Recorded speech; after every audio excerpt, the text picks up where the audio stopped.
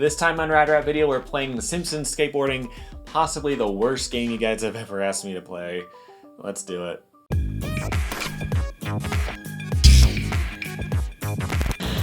Welcome back to Rad Rat Video, where you can learn something new about skateboarding 3 times a week. Subscribe so every Monday, Wednesday, and Friday you can get a new video about something in the skateboarding world. You can learn tricks, you can learn about your favorite pros, you can learn about skateboarding video games, or things that resemble video games, like the Simpsons Skateboarding. This came out in 2002, about a month after Tony Hawk 4, and it's actually kind of impressive because the way it works is similar. You free skate around the town, you get to a challenge, and then the timer starts.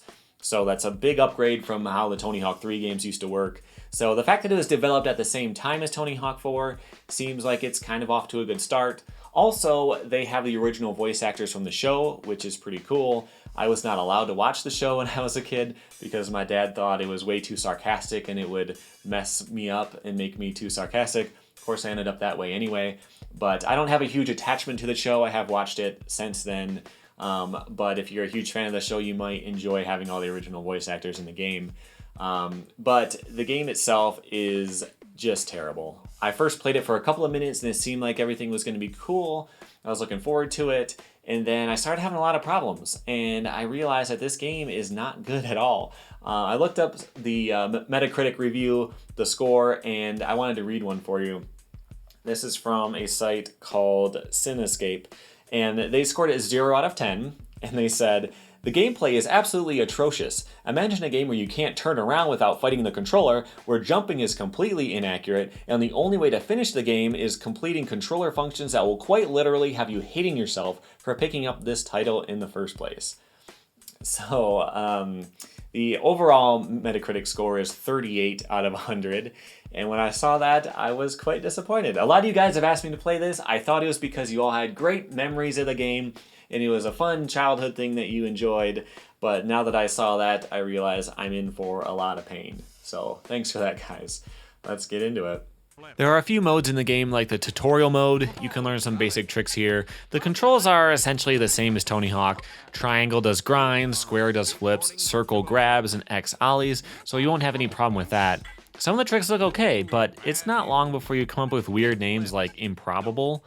I'll never understand this. I feel like they're trying to not rip off Tony Hawk too much, but that doesn't mean you have to rename actual skateboard tricks that people have been doing for decades.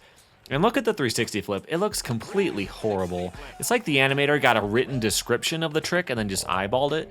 The board doesn't pop at all, it looks really awkward. A crappy tray flip can make a skateboarding game really frustrating to play, especially when it doesn't even count in the tutorial. Just look at this. After a while, I realized I was waiting too long, and you have to hit the button right away to avoid it being labeled late, which is technically a different trick. I have no idea why they would do that. And now it's time to learn grinds. My God, just kill me. I don't even want to watch this footage back. I have to do a tail slide for 5 seconds, and it doesn't work at all. Grinds are basically broken in the game. It seems like you balance better when you're going faster, but that doesn't seem like it's always true. So if I want to grind for 5 seconds while moving fast, I can only grind this rail. Every other ledge is too short. But guess what? The rail instantly goes uphill. When you're sliding up, it slows you back down. If you slide to a stop and turn around, the balance meter jumps and you lose control. No joke, I tried this over and over for about 20 minutes, and I absolutely could not beat it. This is the second level of the tutorial of a game mostly aimed at kids, and I could not get past it. I've played every single Tony Hawk game except for Pro Skater 5. I've played countless other skateboard, BMX, snowboarding, and rollerblading games consistently since about 2000. I can handle a balance meter, but it's just impossible here. Okay, let's try the career mode. You go to places around Springfield and skate. The graphics at first impression look pretty good. The characters look okay, or at least recognizable. The bright, colorful graphics seem to match well. The voice acting is spot on like you'd expect. Not again! Damn teenagers! It also has a new idea where you can aim for where you ollie out of a grind. It shows you an arrow that you can move to help you string things together. So far so good, but there's another fatal flaw. The turning is broken. It just doesn't work. It feels like being on a longboard. You know the first time you rode a longboard and realized that kick turning basically doesn't work and you just have to turn by leaning? And how you can't turn unless you have speed? That's exactly what this feels like. But with a longboard, you're cruising down a path somewhere, so it makes sense. In this game, you're trying to carefully get around and hit obstacles with a ton of precision. It's horrible, and you'll be struggling with it a lot. Let's talk about the tricks. The game took a lot of criticism for having an extremely limited trick system. Let's take a look. There are 4 flip tricks: kickflip, 360 flip, frontside shove it, which is just called shove it, and a frontside 360 shove it. That's it. No double taps, no up left, down left, or other diagonals on the D-pad. Here's every grind. Some of them are okay, like the board slide, nose and tail slides, nose grind, 5-0 and 50-50, and there's crooked grind, but what about these? Crooked slide? Blunt grind? The majority of the variety in this game comes from the grabs, but they're all nonsense. Here's the list. It's full of made-up trick names with Street Fighter style combos. I couldn't get most of them to work. Here's how the goals work. It's stuff like you would expect: round up the kids who are skipping school, collect letters to spell certain things, but the big difference between this and other games is this compass on the top of the screen. It will lead you to a goal, like the first close sign that you're supposed to knock over. Then the compass will show you the second, third, fourth, and fifth ones until you finish the goal. Then the arrow points you to the next goal.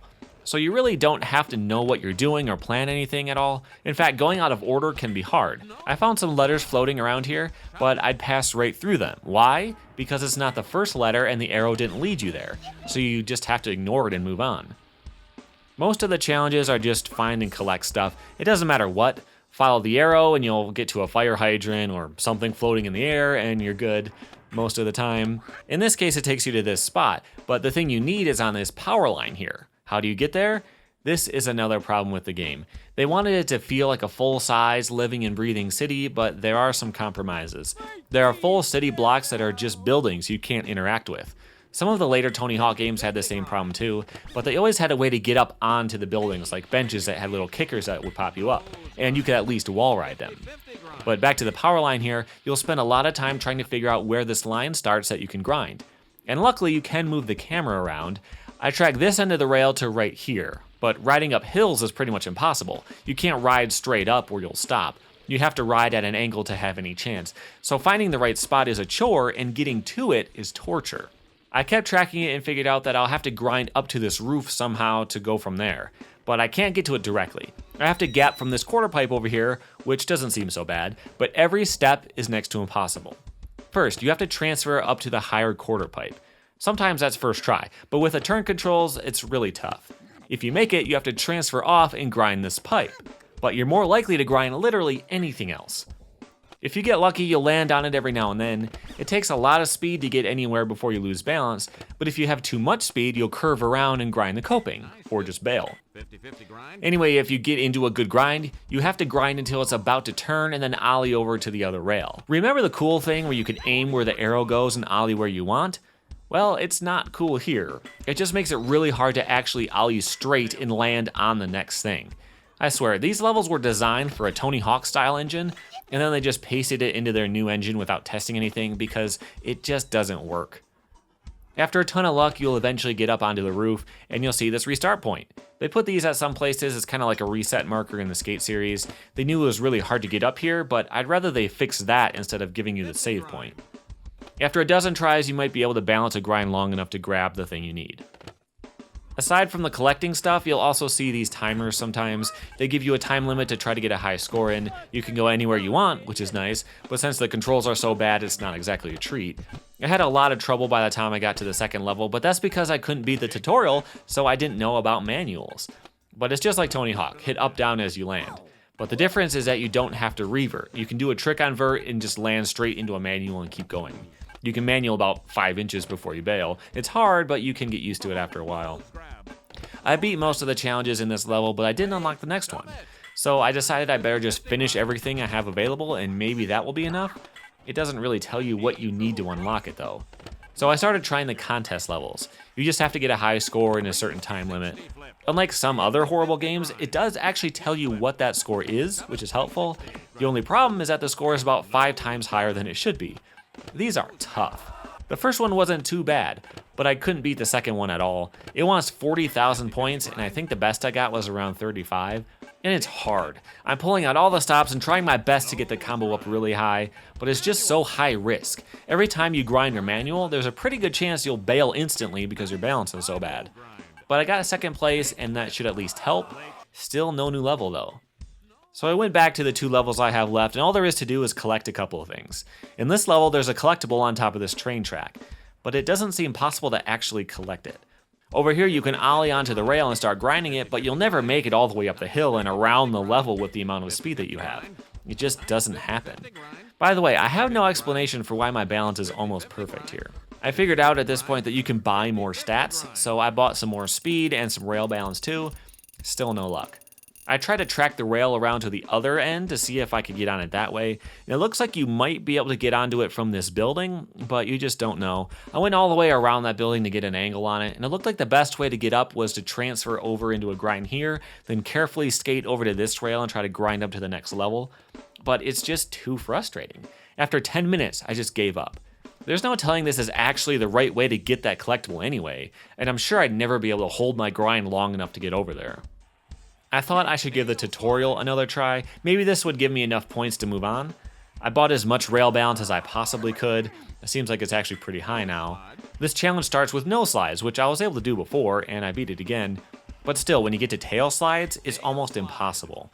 But it's slightly less impossible now, so after another 15 minutes, I beat it, then I breezed through the rest of the tutorials. Guess what? Still no new level. So I went back to the other level I have unlocked, and again, there's just one collectible that doesn't seem possible to get. Here it is above that wire up there. I tracked it both ways, and this way ends at a building over here. I can't figure out any way to get up on it. It doesn't seem like the right way. I thought maybe this really steep ramp would send me somewhere, but of course there's no way to get speed for it. The designers put rails everywhere to block where you might want to go. There's zero flow to the design here. I tracked it the other way, and it seems to end over here, but how do you get there? The doors are all locked. It's not like you roll in the door and reappear on the top. So I'm thinking maybe you grind over from another building, but I couldn't figure out how to get on top of that one either. It looks like there's one building somewhere in the whole level that you can get on, and then you'll have to grind that to get to the other one, then another one, where you'll eventually get to where you want to go, but there's no way to know which one. And the game is so thoroughly unenjoyable that it's painful to keep looking. I had no choice but to give up on the game at this point. I don't really know how to proceed, but I'm thankful that I don't have to play anymore. I give up. So that's the Simpsons Skateboarding. Honestly, one of the most unlikable games I've ever played. I won't say it's the worst, but most bad games have something going for them. Maybe it's really glitchy, but the game itself is good.